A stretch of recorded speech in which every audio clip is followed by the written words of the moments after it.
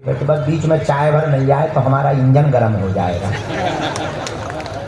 अब बात तो पूरी हम सुनाते जा रहे। एक गांव में दो भाई रहते थे सगे, दोनों ही अब रहे होंगे राजस्थान के। दोनों भाई बड़े विचित्र। उसके पिताजी मर गए दोनों भाइयों के, पर संपत्ति के नाम पे एक कंबल और एक भैंस छोड़ गए। अब बाप तो मर गया, तो बड़ा भाई थोड़ा चतुर था, राजस्थान का आदमी होते ही चतुर,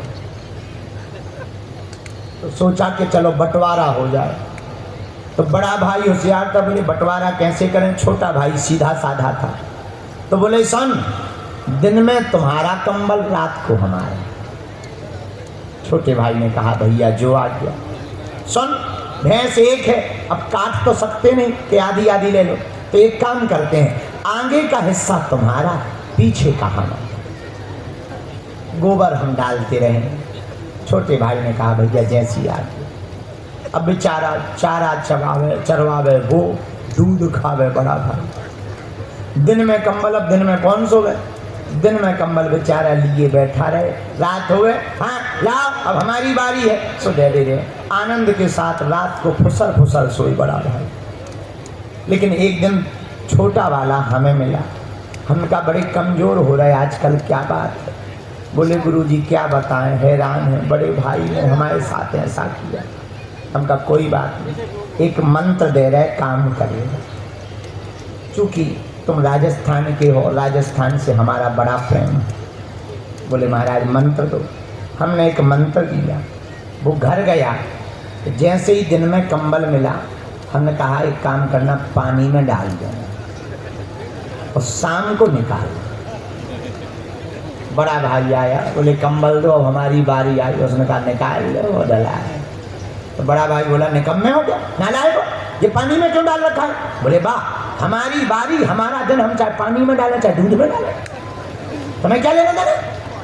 अब तुम्हें लेना हो तो ले लो, तो हमारी दाल डाल दो, ज़्यादा दिक्कत है तुम डाल देना। अब हम तो रात दिन में सोते ही नहीं है, तो डाल ही दो। बड़े भाई ने कहा, बड़ा दिमाग खराब हो गया इसका। धीरे से पूछा क्या बागेश्वर बाबा से मिला था। उसने कुछ नहीं बोला। अब भैंस जैसे ही लगाने के लिए बैठा, सो 6 हाथ का डंडा लेके पहुंच गए, दे मुंह में डंडे। अब विचार करो, भैंस लग रही हो, कोई डंडा मारे तो पीछे वाले का क्या हाल होता है। जहां डंडे मारे तो भैंस ने भी दे लात, दूध गिर गया, मुंह में पैर लग गया। बड़ा भाई झल्लाता हुआ आया, क्या क्या पागलपन मचा रखा है, हम जब दूध लगा रहे ऐसा क्यों कर रहा है, शर्म नहीं आती तुझे। बोले वाह, आगे का हिस्सा हमारा, पीछे का तुम्हारा, हम चाहे जो करें, तुम चाहे जो करो, अपने अपने हिस्से की बात है। तब उसे समझ में आ गया कि अब हम भैया समझ गए, एक काम करो, आज के बाद ये बंटवारा कैंसल है। बोले फिर, बोले आधा दूध तुम्हारा, आधा हमारा, कंबल 12 बजे रात तक हमारा, उसके बाद तुम्हारा, दोनों लोग बने रहेंगे। बुरा ना मानना, एक ऐसे भी भाई हैं जो भाई की संपत्ति को हड़पना चाहते।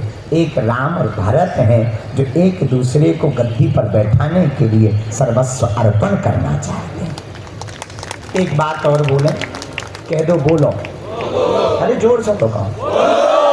सप्ताह में दिन कितने होते? 7। कितने बार होते हैं? 7। बोलो बोलो, 7 होते हैं। सप्ताह में बार 7 होते हैं, लेकिन एक 8वां बार भी होता है, उसे परिवार कहते हैं। सप्ताह के बार में अगर मंगलवार होता है, बुधवार होता है, गुरुवार होता है, शुक्रवार होता है, शनिवार होता है, रविवार होता है, तो 8वां बार परिवार होता है। जिसका परिवार एक होता है, उसी के 7 दिन बढ़िया होते हैं। जिनका परिवार एक होता है, उन्हीं के 7 दिन। जीवन में देखो, जीने का तरीका आना चाहिए, वरना छोटी छोटी बातों को भी लेके बैठे रहो तो लड़ते ही रहो। एक लड़का की शादी हुई, राजस्थान का लड़का था, नोखा का। शादी हुई बीकानेर में, बीकानेर की मिठाई प्रसिद्ध है। लड़की बेचारी गरीब परिवार की, पर दिखने में बड़ी सुंदर थी, सुशील थी, स्वभाव सरल था। तो लड़के ने पिताजी से कहा कि हम तो इसी से शादी करेंगे, क्योंकि दोनों को इलू इलू हो गया, लबेरिया हो गया। तो बोले हम इसी से पिताजी शादी करेंगे। तो पिता ने भी कहा कोई बात नहीं, शादी करेंगे। शादी हुई, लड़की घर आई, बड़ी समझदार थी, पिता बड़े गरीब थे, उधार उठा करके 10, 15, 20 हज़ार में शादी की। परिवार वाले बेचारे चुप रहे, बच्चे की खुशी में ही हमारी खुशी। बहू घर आई, स्वागत हुआ, खूब स्वागत हुआ, सासू माँ भी खूब प्यार दी। कुछ दिनों बाद सावन का महीना आता है, तो हमारे बुंदेलखंड में उसे सावनी कहते हैं। सावनी में कन्या के घर से मिठाई आती है पूरे खानदान के लिए, बर पक्ष के लिए, पहली सावनी में।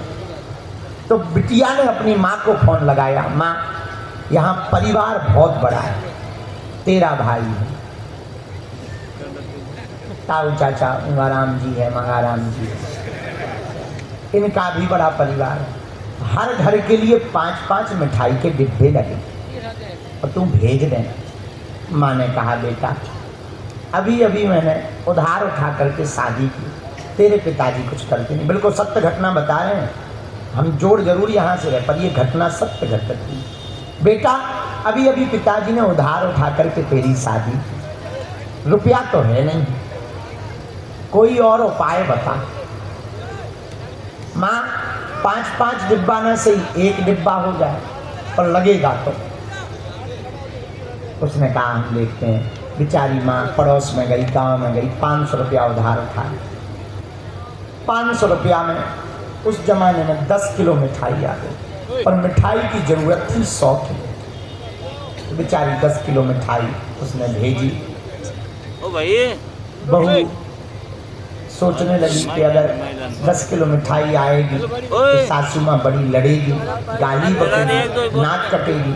और सासू माँ भी इतनी विचित्र निकली कि उसने पूरे खानदान को बुला लिया, आजा हमारी बहू के घर से मिठाई आने वाली है। तो सासू माँ ने चाचा, ताऊ, चाची, जितना खानदान होता है अगल बगल का, आधा गांव आ गया। अब बहू की बेचैनी बढ़ी कि 8-10 किलो मिठाई 2-4 लोगों को तो हो ही जाती, पर माता जी ने पूरा खानदान बुला लिया, अब तो 1-1 पीस ही नहीं बच पाएगा। तो बेचारी टेंशन में कमरे से नहीं निकली। इतने में सासू माँ ने आवाज़ दी, बेटा नीचे आओ। जी माँ जी। बेचारी डरती हुई आई कि आज तो नाक कट जाएगी हमारी माता जी की और हमारी भी, और सासू माँ बड़ा उल्टा सीधा सुनाएंगी। मिठाई के उतने डिब्बे आए नहीं होंगे, पुराना जमाना, तो नाई लेकर के मिठाई आता था। तो नाई बैठा हुआ कोने पर हाथ जोड़े हुए, तो बैठ गई बहू भी कोने में खड़ी हो गई। बेचारी कुछ बोली नहीं। सासू माँ ने इशारा किया, बेटा उस कमरे में मिठाई के डिब्बे रखे हैं, पूरा खानदान आ गया है, जाओ अपने हाथों से 1-1 डिब्बा सबको सावनी का दे। और जब देखा तो 1000 डिब्बे मिठाई के भरे हुए रखे हैं। उसने 1-1 डिब्बा सबको बांटना तो शुरू किया, पर मन में लगा कि हमारी माँ तो कह रही थी कि 10 किलो मिठाई भेज पाएंगे, पर ये तो कम से कम 100 किलो मिठाई है, ये इतनी मिठाई कहाँ से आई। हमारी माँ झूठ बोलती है। तो बीच में ही डब्बा बांटना छोड़कर जरूरी काम बोलकर ऊपर चढ़ गई। फोन लगा के माँ से बोलती है, माँ तू बड़ी झूठ बोलती है, तूने तो कहा था 10 किलो मिठाई है। तो वहाँ से फोन से माँ कहती है, बेटा हमने तो 8 किलो ही भेजी, 8 किलो ही ले पाए बेटा, इतनी ही थी, ज़्यादा व्यवस्था नहीं थी। तो ये आंखों में आंसू भर के बोली कि इतनी मिठाई कहाँ से आई। बेटा तो तुझे कोई झंझट हुई होगी, कोई मन में गलत फहमी हुई होगी, मैंने तो 8 किलो ही भेजी। तब तक सासू माँ कमरे में आ गई। उसने हाथ रखते हुए बहू से कहा, बेटा तेरी उस माँ ने 8 किलो मिठाई भेजी तो क्या हुआ, तेरी दूसरी माँ ने 92 किलो मिठाई मंगाई। मैं भी तो माँ हूँ, तो मैंने भी तो कुछ मंगाया, और तुम ले, अब तू टेंशन ना छोड़, सबको बांट दे। जब ऐसी सासू माँ मिलती है और ऐसी बहू मिलती है तो उस घर घर में नहीं, वो घर घर नहीं, वो घर मंदिर हो जाता है। जब ऐसी सासू माँ मिलती है तो उस घर में नित्य उन्नति होती है। जब ऐसी बहुएं मिलती हैं उस घर में नित्य उत्थान होता है। आजकल पूरे घर वालों का, परिवार का टूटना सबसे बड़ा देश में झंझट हो गया है। सबसे बड़ा झंझट हो गया परिवारों का टूटना, भाई भाई का ना बनना, भाई बहन का ना बनना, एक दूसरे से प्रेम ना करना, एक दूसरे के घर आना जाना नहीं। अच्छा, बड़ी विचित्र बात देखना, भाई भाई के घर पे आते जाते नहीं है, पर पड़ोस के भाई को बना करके सब कुछ लुटा है। बड़ा उनका जमाना आ गया। लेकिन एक बात हम बोले भैया, एक बहुत प्रार्थना करें, छोटी छोटी बातों पर अपने परिवार को मत तोड़ देना। परिवार तो परिवार होता है और सफल वही होता है जिसका परिवार साथ खड़ा होता है। पूरा संसार तुम्हारे साथ रहे तुम्हारी खुशियों में, पर तुम्हारा परिवार तुम्हारे साथ में रहे तो तुम्हें खुशियों का आनंद नहीं आएगा। और तुम्हारे घर पर भले ही 2 रोटी कम हो गए, पर तुम्हारा पूरा परिवार एक साथ बैठा हो तो वो 2 रोटी कम भी स्वादिष्ट होती है, बड़ी मीठी लगती है। तो आज जब हम आए तो हमने सोचा हम क्या सुनाएंगे, पर जब हमने तीनों भाइयों के प्रेम को देखा, संत श्री परम पूजनंत श्री क्षमाराम जी महाराज जी की कृपा को देखा, महंत राजूदास जी के स्नेह को देखा, और सभी भाइयों में अपनत्व प्रेम को देखा, बहनों में आप अपनत्व प्रेम को देखा, तब हमें एक ही बात समझ में आई, ऐसा परिवार जहाँ मिलता है वहीं रामचरितमानस सिद्ध होती है, वही रामायण। जहाँ ऐसा परिवार है वही रामायण है। जहाँ बिखरे हुए हैं, अच्छा बुरा न मानना, हिंदुओं में जातियां हैं तो मुसलमानों में भी सिया हैं, सुन्नी हैं, पठान हैं। एक विचित्र बात और, उनके मस्जिदों में एक दूसरे का आना जाना नहीं है, मार काट हो जाती। सिया और सुन्नी एक दूसरे की मस्जिदों में नहीं जा सकते, एक मर्डर कर देते हैं। पर मुसलमानों में एक खूबसूरती है, जब भी उनके मजहब पर कोई आवाज उठती है तो वो सिर्फ मुसलमान है। और हम हिंदुओं में यही सबसे बड़ी कमी है कि हमारे हिंदुत्व के ऊपर जब भी कोई उंगली उठती है तो हम लोग सोचते हैं ये तो राजस्थान पे उठी है, ये तो राणा सांगा पे उठी है, ये तो छत्रपति शिवा संभाजी पर उठी है, ये तो महाराणा प्रताप पर उठी है, हम पर नहीं उठी है। हम पर उठेगी तो हम बताएंगे। इसीलिए हम लोग घट रहे हैं, वो बढ़ रहे हैं। और जिस दिन ये विचार कर लें कि ये उंगली हम पर नहीं पूरे हिंदू समाज पर उठी है, उसी दिन भारत हिंदू राष्ट्र बन जाएगा। कल हमने एक बात बोली थी, आज भी बोल दें, हम 100 का नोट आपको दें 4 टुकड़े करके, तो कहें कि जाओ दुकान में 25-25 रुपया में चला के आओ, तो क्या एक टुकड़ा 25 रुपया में चलेगा? अरे जोर से तो बोलो, और जोर से तो बोलो, क्यों नहीं चलेगा? हैं? 4 टुकड़े ही करेंगे, क्यों नहीं चलेगा? अरे पागल होगा, 100 का 100 पे चलेगा तो एक टुकड़ा 25 पे क्यों नहीं चलेगा? बोलो, तो दांत निकाल रहे तुम लोग 32।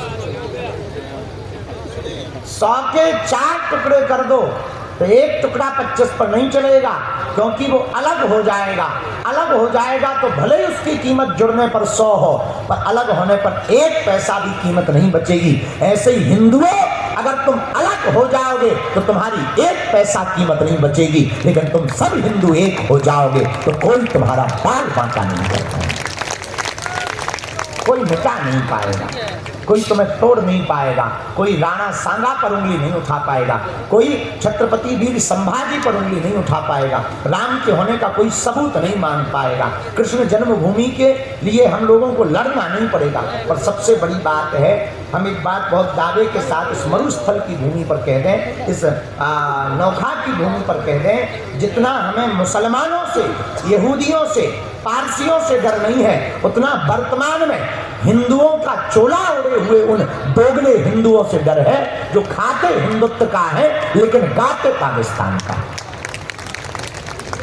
ये बहुत कठोर बात है, लेकिन सच यही है कि हमें तो अपने लोगों से ही डर है। इसलिए जितने भी आज रात्रि काल में यहाँ उपस्थित हुए हैं, एक बात आज की सूत्र समझना है, जो शेष है वही जोर से तो बोलो।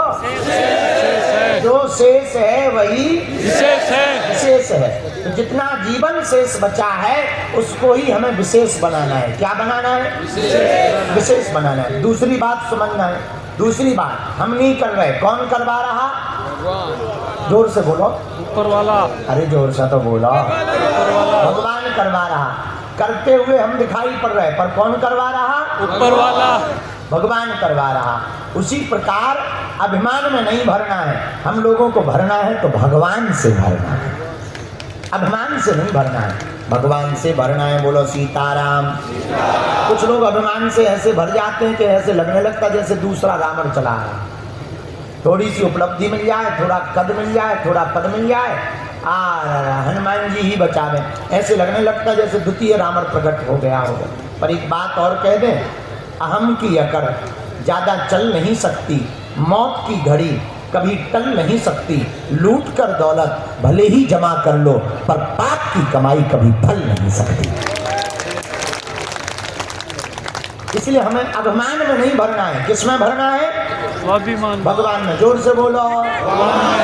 अभिमान में भरोगे तो कहीं के नहीं रहोगे। एक राजस्थान का आदमी था, नाम था चंगीलाल, रहता था नौखा में। एक दिन अपने मित्र से बोला चलो किताब लिखें। बोले किस पे? बोले भगवान पे। बोले भगवान पे कौन सी? बोले ऐसी किताब लिखें जो आज तक किसी ने लिखी नहीं। बोले कौन सी ऐसी लिखोगे? बोले भगवान ने गलतियां क्या क्या की है दुनिया बनाने में, वो लिखेंगे। ले चलो बहुत अच्छी बात है, मित्र ने कहा। अब मित्र भी चूंकि नौखा का था, बोले बहुत बढ़िया है, अच्छी किताब है, लिखो लिखो लिखो। तो किताब लिखी। बोले चलो पहली गलती लिखो। बोले क्या? देखो तो भगवान को शर्म नहीं आती है। बोले क्यों? एक छोटी सी पतली सी बॉल देख करके कहा, बेल चढ़ी थी, उसमें कुमड़ा लगे थे, कुमड़ा की पतली, कुमड़ा जानते हो? कुमड़ा है क्या कहते हो? कोड़ा, खाने वाला कोड़ा। कोड़ा बतीरा, बतीरा, बातीरा,